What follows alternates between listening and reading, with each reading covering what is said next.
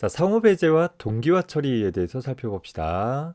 자, 이 부분은 협동하는 프로세스들 사이에서 데이터를 공유하는 프로세스들 사이에서 그 공유된 데이터들을 어떻게 접근해야 하느냐와 관계되어지는 굉장히 중요한 문제이기도 합니다. 자, 협동하는 프로세스들, 그러니까 소위 다른 프로세스와 정보를 공유해 가면서 동시에 수행되어지는 프로세스들 간에는 그런 공유하고 있는 데이터들을 동시에 조작하게 되어지면 데이터 불일치라는 현상이 발생될 수 있다라는 것이에요. 자, 앞에서 공유 메모리 같은 것들을 이용을 해서 다수의 프로세스가 정보를 공유할 때에는 두 개 이상의 프로세스가 한 영역의 데이터를 동시에 쓰면 문제가 될 수 있다라고 했었죠. 자, 바로 그 상황이 데이터 불일치라는 상황이 발생되어질 수 있는 문제 상황이 되는 거예요. 뭐 꼭 프로세스들 간에 발생되어지는 문제는 아니에요. 우리가 멀티스레드 프로그램 형태로 다수의 스레드가 동시에 공유되어지는 변수를 가지고서 작업을 수행한다라고 한다면 역시 그 어떤 정보를 공유해서 동시에 수행되고 있는 스레드 간에도 똑같은 문제가 발생되어질 수 있는 것입니다. 관점이 프로세스 간에 공유하고 있느냐, 스레드 간에 공유하고 있느냐의 차이일 뿐이지 그 내용은 또 처리 방법들은 거의 동일하니까 잘 정리를 해 둘 수 있었으면 좋겠습니다. 자, 이런 다수의 협동 프로세스들 간에 데이터 일치가 보장되기 위해서는 그럼 어떻게 해줘야 되느냐? 방법은 없어요. 그 공유 데이터를 접근하는 프로세스들을 순서를 매겨서 순서대로 사용할 수 있도록 해줄 수 있는 방법이 유일한 해결책이다라는 것이에요. 그래서 공유 자원을 사용을 하는 모든 프로세스들 간에서 발생되어질 수 있는 그런 문제들이니까 개념을 좀 잘 정리를 해둘 수 있었으면 좋겠습니다. 자, 가장 기본적인 형태로 생산자 소비자 문제라는 걸 좀 살펴볼게요. 정보들을 공유해서 사용을 하는 소위 협동 프로세스들 사이에 그냥 단지 동시에 수행되어지는 것이 아니라 동시에 수행되어지면서 어떤 특정 정보를 공유하는 그런 프로세스들을 협동 프로세스라고 했었잖아요. 그 프로세스들 중에서 그 공유하고 있는 정보를 생산하는 프로세스를 보통 우리는 생산자 프로세스라고 부릅니다. 반면에 그 생산되어진 정보를 소비하는 프로세스를 소비자 프로세스라고 부를 거예요. 그래서 보통은 생산자 프로세스가 정보를 만들어 놓으면 공유 메모리 같은 곳에 만들어 놓으면 소비자 프로세스가 공유 메모리로부터 정보를 소비해 나가는 형태로 병행적으로 실행이 되어질 것입니다. 자, 그러기 위해서 생산자 프로세스와 소비자 프로세스 사이에는 공유 메모리라는 일종의 버퍼가 되겠죠. 양쪽의 프로세스에서 동시에 접근할 수 있는 그런 공간을 두고 그 공간을 통해서 정보를 주고받을 것인데 앞서서 얘기한 것처럼 데이터 일치가 일어나도록 하려면 거꾸로 얘기하면 데이터 불일치가 발생되지 않도록 하기 위해서는 서로 생산자 프로세스와 소비자 프로세스 사이에 서로 동기화되어져야 한다라는 거예요. 그래서 우리가 컴퓨터 공학을 공부하면서 동기 혹은 동기화라는 이야기가 나오면 순서에 맞춰서라고 생각을 해주면 되겠어요. 생산자 프로세스와 소비자 프로세스가 자기가 원할 때 마구잡이로 접근하는 것이 아니라 적절히 순서를 맞춰서 순서에 맞춰서 한 번은 생산자 프로세스가 한 번은 소비자 프로세스가 이렇게 접근하도록 하는 것이 필요하다. 그렇게 접근해야지만 데이터 불일치가 일어나지 않는다라는 것입니다. 자, 이렇게 협력하는 프로세스들 사이에 서로 공유되어지는 정보가 저장되어지는 버퍼를 두 가지 측면에서 생각을 해볼 수 있어요. 자, 하나는 무한 버퍼 상황을 생각해 볼 수 있는 거죠. 이건 현실적이진 않고 이상적인 상황으로서 현재 그 버퍼의 크기에 한계가 없다라고 가정한 상황이 될 거예요. 자, 버퍼의 크기에 한계가 없으니까 생산자 프로세스는 항상 버퍼에다가 뭔가를 자기가 만들어내온 공유 정보들을 언제나 저장해 놓을 수 있는 상태가 되겠어요. 반면에 소비자 프로세스는 버퍼로부터 언제나 데이터를 가져갈 수 있지는 못하고 아무리 버퍼가 무한 버퍼다 하더라도 버퍼에 가져갈 데이터가 없으면 소비자 프로세스는 할 일이 없겠죠. 그래서 버퍼가 비면 대기, 버퍼가 비어있지 않은 상황에서는 정보를 소비해 나가는 일을 수행을 해 나갈 수 있는 것입니다. 자, 하지만 실제 생활에서는 아무리 버퍼가 크다 하더라도 무한 버퍼 상황은 아닐 거예요. 실제에는 이제 유한 버퍼 상황이 될 것이고, 버퍼의 크기가 고정되어 있기 때문에 소비자 프로세스 입장에서는 똑같지만 생산자 프로세스 입장에서 보면 언제나 계속 무한히 정보를 생성해서 버퍼에다가 저장할 수 있는 것이 아니라, 버퍼가 꽉 차면 생산자 프로세스도 대기해줘야 되는 상황이 발생되어진다라는 것입니다. 자, 이렇게 유한 버퍼를 갖는 공유 메모리에 대한 경우를 의사 코드를 통해서 간단하게 나타내 봤어요. 자, 현재 보면 정보를 공유할 수 있는 버퍼를 이 공유 메모리 영역에 하나의 배열을 두었다라고 가정을 해봅시다. 현재 각각의 아이템이라는 항목들을 저장할 수 있는 공간으로 가정하기를 10개, 요 그림에서는 좀 더 단순화시켜서 5개의 상황을 간주했어요. 이게 10개가 됐던 5개가 됐던 전혀 중요하지 않죠. 하여튼 1개가 있는 버퍼이다 라는 것입니다. 자, 그리고 나서 여기에 데이터를 생산자 프로세스는 데이터를 집어넣게 될 것이고, 소비자 프로세스는 데이터를 끄집어내게 되겠죠. 데이터를 어디에다 집어넣어야 하는지를 나타내기 위해서 소위 in이라는 지시자를 하나 두었어요. 자, in이라는 지시자가 가리키는 곳은 빈 영역으로 생산자 프로세스가 데이터를 만들면 이곳에다가 집어넣도록 해줄 것입니다. 자, 반면에 소비자 프로세스는 데이터를 이제 가져와야 되잖아요. 이 버퍼 어디로부터 데이터를 가져와야 하느냐라는 것을 나타낼 지시자로 out이라는 지시자를 두었어요.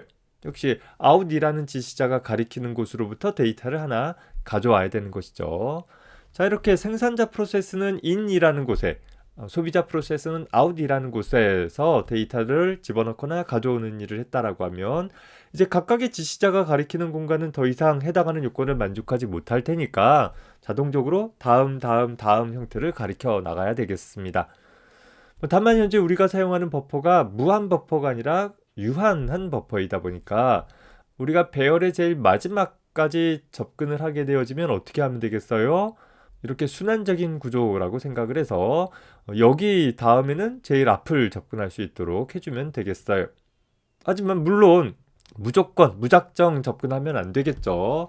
현재 내가 접근할 수 있는 유효한 공간인지를 확인하는 그런 과정들이 필요한데, 자, 일단 현재 이 버퍼가 꽉 차여 있는지 아니면 완전히 비어 있는지를 비교를 해보기 위해서 어떤 메커니즘을 사용할 거냐면, in 지시자와 out 지시자가 같은 공간을 가리킨다라고 하면 비어 있다라고 간주를 할 거예요. 초기 값 보면 in도 out도 모두 다 0번을 가리킨다라고 하면, 제일 시작 요소로 가리키고 있다라고 하면 아무것도 들어온 것이 없구나라는 그런 의미로 가리킬 거예요. 자, 그 상황에서 생산자 프로세스가 데이터를 하나씩 만들어서 추가를 하면 현재 out 지시자는 그저 0번을 가린 채로 첫 번째 하나 집어넣으면 여기를 가리키겠죠. 두 번째 집어넣으면 여기를 가리키겠죠. 즉 이는 항상 내가 새로운 데이터를 집어넣을 공간이다 보니까 현재 2개가 집어넣으면 배열의 2번 위치를 가리키게 될 거예요. 자, 세 번째, 네 번째까지 집어넣었으면 이제 in이 여기를 가리키고 있는 상태에서 5번째 데이터까지 여기에다가 데이터를 꽉 채워버리면 현재 in 지시자는 한 바퀴 돌아서 여기를 가리켜야 되는데, 그렇게 되면 아까 in과 out이 같으면 빈 상태라고 했는데 현재 버퍼가 꽉 찬 상태와 버퍼가 빈 상태를 식별하지 못하는 문제가 발생한다라는 거예요. 자, 그래서 현재 이 방법에서는 우리가 버퍼에다가 넣을 수 있는 최대 요소의 개수는 사이즈 빼기 1만큼, 즉 5개짜리 버퍼다라고 하면 최대 4개까지만 집어넣을 수 있는 그런 특징들을 가져야 될 거예요. 그래서 소위 버퍼가 꽉 찼다라는 것을 어떻게 평가할 것이냐면, 현재 in 지시자가 가리키는 다음 요소가 out이랑 같은지, 아까 in 지시자가 여기, 그러니까 4개의 데이터가 차 있어서 여기를 가리키고 있는 상황에서 in 플러스 1 하면 여기가 돼야 되겠지만, 우리가 현재 버퍼의 사이즈로 나머지 연산을 수행을 하면 항상 5라는 크기면 0부터 4 사이로 수렴이 되겠죠. 즉 인지시자가 여기를 가리키고 있는 상태에서 플러스 1 한 것을 5로 나눈 나머지를 구하면 0이 되어지니까 현재 그 경우에는 버퍼가 꽉 차 있구나라는, 인과 아웃이 같은 경우는 버퍼가 빈 것이고 인 다음의 위치가 아웃이랑 같은 경우에는 버퍼가 꽉 찬 상태이다라고 생각을 해줄 수 있다라는 것이에요. 말로 설명하니까 좀 복잡한데 한번 몇 가지 경우들을 좀 나누어 가지고서 그림을 그려서 살펴보면 확실하게 구분이 되어질 것입니다. 자, 이런 유한 버퍼 상황에서 생산자 프로세스는 어떤 일을 하는가 한번 살펴봅시다. 자, 생산자 프로세스는 무한히 어떤 정보들을 생성해낸다라고 가정을 했을 때, 자, 그 생성된 정보는 아이템 타입으로 뭐 다음 생산물이라는 뭐 그런 변수에 담겨져 있다 가정을 해보자라는 거예요. 자, 무한히 반복하면서 뭐 하냐면 무조건 데이터를 버퍼에다 채울 수 있는 건 아닐 테니까 먼저 뭘 해줘야 되느냐 보면 버퍼의 데이터를 채울 수 있는 상황인지, 즉 버퍼가 꽉 차 있는지 아닌지를 검사를 해봐야 될 거예요. 자, 앞에서 버퍼가 꽉 차 있는 상황은 인지시자 다음 값이 아웃이랑 같으냐라는 형태로 비교를 했었잖아요. 그래서 while문의 조건에서 현재 인지시자 다음 값이 아웃과 같은지를 비교해서 같은 것이 맞다라고 하면, 그러면 버퍼가 꽉 차 있는 상태이니까 생산자 프로세스는 아무 일도 하지 못하고 while문에 계속 매달려 있겠죠. 즉 계속 검사하는 거에 언제 버퍼가 비었나? 버퍼가 비었나? 이렇게 계속 검사를 하겠죠. 그러다가 어느 순간에 이제 소비자 프로세스가 버퍼에 있는 내용을 가져가서 이제는 이 조건을 만족하지 않을 수 있다라고 하면, 즉 인지시자가 가리키는 다음 값에 아웃지시자가 있지 않다라고 한다면, 자, 여기서 보면 현재 인지시자의 다음 값이 여기일 것이고 그 값이 아웃하고 같으니까 버퍼가 꽉 찼다라고 평가가 되겠죠. 자, 버퍼가 비었는지를 무한히 반복하다가 이제는 소비자 프로세스가 하나의 정보를 읽어갔어요. 그렇게 되면 이제 인지시자의 다음 값이 아웃지시자와 같지 않게 되어지니까 while 조건의 거짓이 발생되어져서 루프를 빠져나올 수 있게 되겠죠. 자, 루프를 빠져나왔으면, 즉 버퍼가 비었구나 라고 생각이 되어지면 생산자 프로세스는 하나의 공유 정보를 만들어낸 다음에 그것을 현재 인지시자가 가리키는 곳, 즉 여기죠. 여기에다가 채워주고 나서 채우기만 하면 되는 것이 아니라 이제 인지시자를 다음 빈칸으로 이동시켜줘야 되겠죠. 그래서 인지시자를 1 증가시킨 값으로 갱신을 해주는 작업이 필요하게 되는 것입니다. 자, 같은 관점에서 소비자 프로세스는 어떻게 처리를 해주면 되는가 보면 역시 공유 메모리로부터 무조건 데이터를 취득할 수 있는 것이 아니라 버퍼가 비었을 때는 기다려야 될 것이고 버퍼가 비지 않았을 때 한해서 데이터를 가져올 수 있는 상황이 되겠죠. 자, 그래서 먼저 while 반복문을 통해서 현재 버퍼가 비었는가를 먼저 검사를 해줘야 될 거예요. 인지시자와 아웃지시자가 꼭 0번 요소는 아니어도 상관없어요. 어디가 됐던 간에 두 지시자가 같은 요소를 가리키고 있다라고 한다면 그때는 더 이상 가져갈 정보가 없는 상황이기 때문에 정보가 생성되어질 때까지 대기하고 있어야 될 것이고, 만약에 생산자 프로세스가 데이터를 하나 집어넣어 주어서 이제 인지시자가 아웃지시자가 아닌 다른 영역을 가리키게 된다라고 하면 이제 가져갈 정보가 있는 거잖아요. 그렇게 되어지면 소비자 프로세스는 그 아웃지시자가 가리키는 버퍼의 항목값을 얻어주고 역시 아웃지시자를 다음 값으로 변경시켜주는 처리를 해주면 되겠다라는 것입니다. 자, 이렇게 생산자 프로세스는 인지시자를 통해서, 소비자 프로세스는 아웃지시자를 통해서 하나의 공유 버퍼 어디에다가 넣고 뺄 것인지를 나름의 정보들을 가지고서 관리하게 되어지다 보니까 현재 내가 가지고 있는 버퍼의 최대 크기가 사이즈 개다라고 하더라도 실제 데이터를 저장할 수 있는 최대 개수는 사이즈 빼기 1개만큼 밖에는 가능하지 않는 단점들이 생기더라라는 거예요. 애써서 공유 메모리를 확보를 했는데 그 공유 메모리의 한 부분을 사용하지 못하는 문제가 생기는 거죠. 물론 공유하고자 하는 정보가 단순 정수 같은 경우면 해봐야 4바이트 밖에 되지 않으니까 뭐 상대적으로 뭐 아까움이 좀 덜 할 수 있다 하더라도 내가 공유하고자 하는 정보가 큰 구조체 변수다라고 한다면 이제는 수십, 수백, 수천 바이트의 공간이 낭비가 되어질 수도 있는 것이에요. 그래서 어차피 각 프로세스 간의 정보들을 공유하기 위해 할당되어지는 이 영역 전체를 사용을 하기 위해선 어떤 다른 방법이 없을까를 고민해 보게 되는 것입니다. 그래서 현재 공유 버퍼 전체를 사용을 하기 위해선 단순히 인지시자, 아웃지시자의 위치를 가지고서 평가할 것이 아니라 별도의 변수를 하나 더 두어보자라고 제안을 해봤어요.